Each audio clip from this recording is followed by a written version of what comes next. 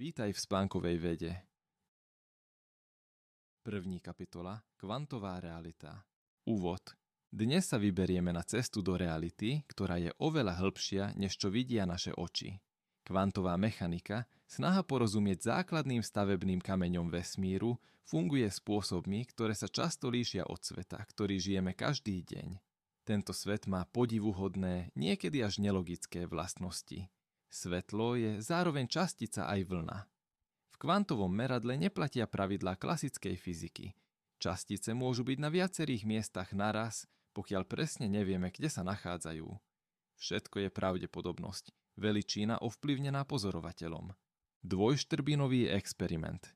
Predstav si jednoduchý pokus. Lúč svetla prechádza dvoma úzkymi štrbinami v stene. Očakávali by sme dva jasné pruhy na plátne. Namiesto toho sa zjaví vlnový obrazec. Viacnásobné pruhy, ktoré sa prekrývajú ako kruhy na hladine vody. Keď sa však na štrbiny pozrieme, svetlo sa správa ako častica a obrazec zmizne. Samotný akt pozorovania zmení povahu svetla. Je to vlna? Je to častica? Je to oboje. Závisí to od pozorovania. Otázka znie, ak niečo existuje v rôznych stavoch dovtedy, kým sa na to nepozrieme, koľko z našej skutočnosti je skutočne pevne dané? Možno je všetko spolu utvárané pozorovateľom. Možno sa vesmír vyjasňuje práve tým, na čo zameriavame pozornosť. Schrödingerova mačka. Predstav si mačku v uzavretej krabici so zdrojom žiarenia, Geigerovým počítačom, fľaštičkou s kyselinou a kladívkom. Ak sa jadro rozpadne, reakcia zabije mačku. Ak nie, mačka žije. Kým krabicu neotvoríme, kvantová teória hovorí, že systém je v superpozícii. Mačka je zároveň živá aj mŕtva. Znie to nelogicky, no práve to odhaľuje paradoxnú povahu kvantového sveta a otázku, čo je realita bez pozorovania. Heisenbergov princíp neurčitosti. V kvante nie je možné presne poznať polohu aj rýchlosť častice súčasne. Nie preto, že meriame zle, ale preto, že taká je povaha prírody. Každé meranie mení systém. Ilúzia absolútnej istoty sa rozplynie. Zostáva perspektíva, ktorá nás učí pokore aj zvedavosti. Superpozícia. Častica môže existovať v rôznych možnostiach naraz, až meranie zrúti všetky potenciály do jedného výsledku. Svet na najhlbšej úrovni je viacvrstvový a bohatý na možnosti, nie pevný obraz, ale spektrum možností, ktoré sa stávajú realitou až dotykom vedomia. Prepletenie. Dve častice môžu byť zvláštne prepojené bez ohľadu na vzdialenosť. Zmena jednej sa okamžite odrazí na druhej. Einstein to nazval, že strašidelné pôsobenie na diaľku.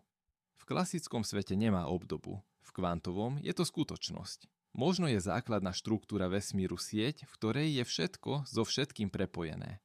Tunelovanie. Aj keď častica nemá dosť energie, v kvante dokáže bariéru niekedy prejsť, akoby pretunelovať. Tento jav poháňa technológie polovodičov a zohráva úlohu v jadrovej fúzii. Bariéry, ktoré v klasickom svete vyzerajú pevne, sú v kvantovom svete pravdepodobnostné. Mnohosvetová interpretácia. Podľa Everetta sa možnosti pri pozorovaní nekolabujú, rozvetvujú do paralelných vesmírov. V jednom je výsledok A, v inom B. Pre náš zážitok je skutočný jeden výhonok, no ostatné vetvy tiež existujú. Otvára to otázky slobody vôle, času a identity. Kvantová neurčitosť a čas. V kvantovej oblasti sú stavy neurčité dovtedy, kým neprebehne interakcia. Aj samotný čas môže v niektorých formálnych popisoch získať nelineárne črty. Z nášho pohľadu plynie dopredu, no na mikroskopickej úrovni môže byť jeho štruktúra jemnejšia, než si vieme predstaviť. Kvantová teleportácia. Nejde o prenos hmoty, ale o prenos stavu. Vďaka prepleteniu a klasickej komunikácii možno preniesť kvantovú informáciu z jedného miesta na druhé. Pôvodný stav sa pritom zničí. Nedochádza k duplikácii. Potenciál pre kvantovú komunikáciu a siete je obrovský. Filozofické paradoxy času. Dedo paradox, bootstrap, relativita času pri extrémnej gravitácii, to všetko spochybňuje našu predstavu o čiare minulosti, prítomnosti a budúcnosti. Možno čas nie je absolútny, ale súčasť vedomia a spôsobu, akým realitu skladáme. Kvantová komunikácia. Kryptografia, založená na kvante, sľubuje detekciu odpočúvania a nelámateľnú výmenu kľúčov. Kvantový internet je stále náročná vízia, ale už dnes sa budujú prvé siete s prepletenými fotónmi. Kvantová myseľ.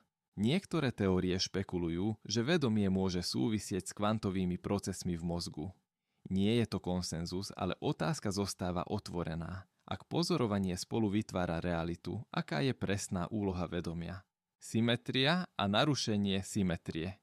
Vesmír je utváraný symetriami a ich jemným porušením. Práve vďaka drobnej asymetrii prevládla hmota nad antihmotou a hviezdy, planéty i my sme mohli vzniknúť. Čas a realita. Relativita ukazuje, že čas je vzťahový. Závisí od rýchlosti a gravitácie. Kvantum dodáva, že realita nadobúda konkrétny tvar až meraním. To, čo vnímame, je model, ktorý mozog skladá z podnetov, nie vec sama o sebe. Kvantová biológia.